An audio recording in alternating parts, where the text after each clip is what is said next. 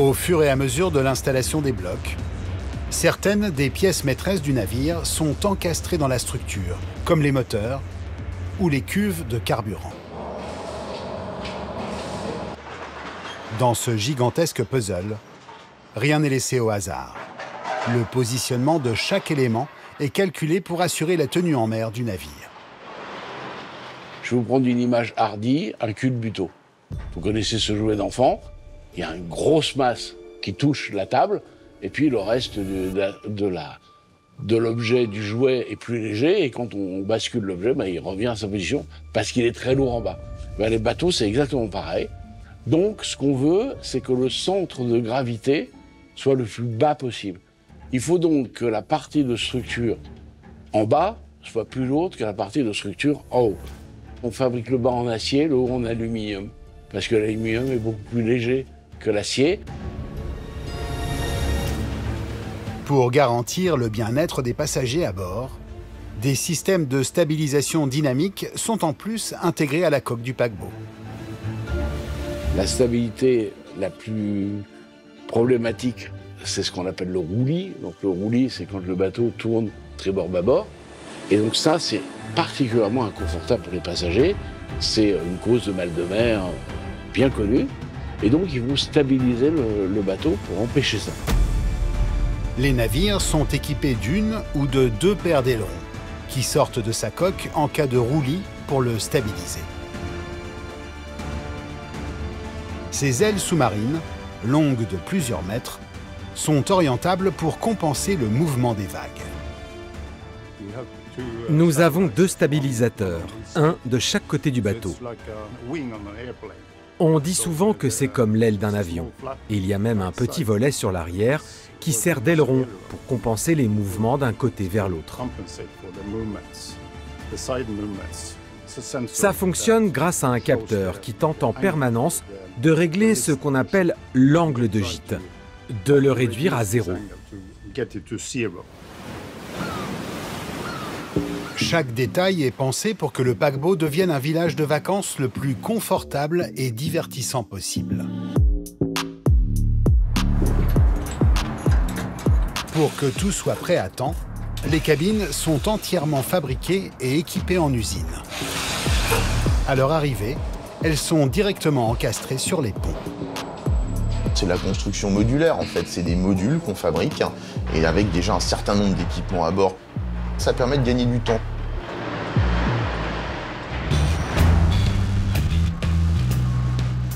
Sur les chantiers navals, toute économie de temps est bonne à prendre. Les paquebots doivent être fabriqués en des temps records. Ce système compact a révolutionné l'industrie des croisières. Sans l'arbre de transmission, on libère beaucoup d'espace. On ne restreint donc pas le développement ou le design du navire. La propulsion par pod permet surtout de répondre à une problématique constante pour les armateurs, l'économie d'énergie. En comparaison avec la ligne d'arbre, ce système consomme jusqu'à 20% de carburant en moins. Si vous réfléchissez au système d'arbre de transmission, il implique beaucoup de parties mécaniques en mouvement. Cela signifie qu'il y a beaucoup de friction et donc une déperdition importante d'énergie. Avec les composants qui sont dans l'azipod, il n'y a pas autant de friction et donc pas autant de pertes. L'énergie se transmet alors beaucoup plus efficacement. C'est en Finlande, dans cette usine, qu'ont été inventés les premiers pods dans les années 90. L'un des défis que nous avons dû relever, c'est l'étanchéité du système. C'est très complexe, car il y a beaucoup de parties mobiles. Et on veut éviter de mélanger l'électricité à l'eau. Nous avons réussi à développer une très bonne solution. Un système de 5 joints qui fait barrière très efficacement entre l'eau de mer et l'azipod. Bien sûr, à l'intérieur de l'azipod, un deuxième système de sécurité est installé. Un ensemble de joints appelé interespace, totalement étanche à l'air et à l'eau. Aujourd'hui, c'est encore ici que se fabriquent les systèmes de propulsion parmi les plus grands au monde. Pour les gros azipodes, ça prend l'assemblage lui-même, ça prend entre 2 mois et 2 mois et demi. Le projet lui-même, dans sa globalité, c'est à environ 3 ans. Les méga paquebots de croisière sont équipés de 2 à 3 pods d'une puissance pouvant atteindre 22 mégawatts chacun. Un azipode, ça pèse en moyenne entre 140 et 300 tonnes en fonction du modèle et de la configuration.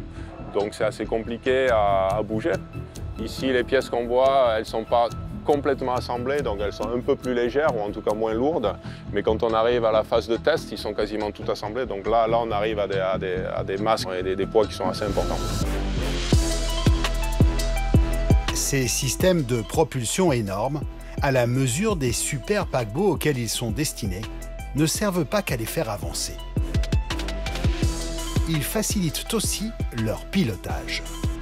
L'avantage, c'est que ça fait non seulement propulseur, mais en plus, ça permet de faire gouvernail et ça permet de beaucoup mieux manœuvrer. C'est-à-dire qu'on peut presque faire un créneau comme une voiture avec un bateau de 300 mètres de long. Grâce à ces pods qui sont à l'arrière, le bateau est complètement autonome pour faire des manœuvres. Il est extrêmement manœuvrant.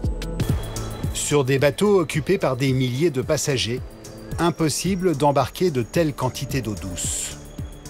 Avec 10 000 personnes, effectivement, si on devait stocker quelques litres d'eau par personne et par jour sur le plus gros paquebot du monde, ça serait un petit peu compliqué de tenir une semaine. En tout cas, ça prendrait beaucoup d'espace. Alors comment on fait? Comme sur tous les bateaux, qu'ils soient civils ou militaires, on désalinise de l'eau. Pour produire de l'eau potable à partir d'eau de mer, la plupart des paquebots de croisière ont recours à un système ingénieux basé sur la physique, l'osmoseur inversé. L'eau de mer est placée dans une cuve, séparée d'une autre cuve d'eau douce par une membrane semi-perméable. Une force de pression est appliquée sur l'eau salée qui est poussée vers la membrane. Sur sa surface, de minuscules trous permettent le passage des molécules d'eau, tout en bloquant les molécules de sel. On met une pression de 60 à 80 bars, ce qui va permettre donc de faire passer uniquement l'eau à travers les pores de la membrane, qui sont nanométriques, et on a un rendement d'environ 50%. Donc 50% de l'eau va réussir à passer à travers la membrane pour être pure, et le reste, on va avoir 50% d'eau concentrée avec le sel qui sera rejeté. L'eau est alors désalinisée, mais pas encore potable. Une fois qu'on a de l'eau osmosée, elle est trop déminéralisée pour être considérée comme potable. Il n'y a plus de minéraux dedans, on est vraiment sur une base qui est pure. Pour qu'on soit sur de l'eau potable, on va rajouter des minéraux dedans, et là on pourra dire qu'elle est potable.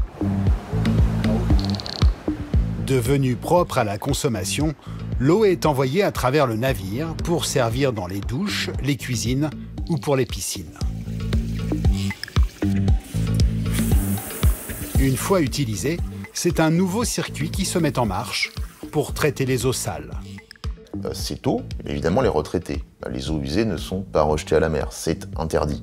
La réglementation internationale, elle est extrêmement stricte par rapport à ça. Et les seules eaux qui sont rejetées par les bateaux sont des eaux qui ont été traitées au point qu'elles sont quasiment buvables. Pour traiter les eaux usées à bord des bateaux, en fait, on a des stations d'épuration. C'est la même chose qu'une station d'épuration qu'on va retrouver dans les villes, mais avec des contraintes qui sont particulières. Elles doivent être beaucoup plus compactes, elles doivent résister aux intempéries, au roulis, à la gîte, et surtout, elles ne peuvent pas être en défaillance. Elles doivent fonctionner à 100% tout le temps. Donc il y a un challenge supplémentaire par rapport à de l'épuration terrestre. À Sète, dans le sud de la France, une usine d'épuration semblable à celles installées dans les paquebots de croisière a été construite à terre pour gérer les eaux du port.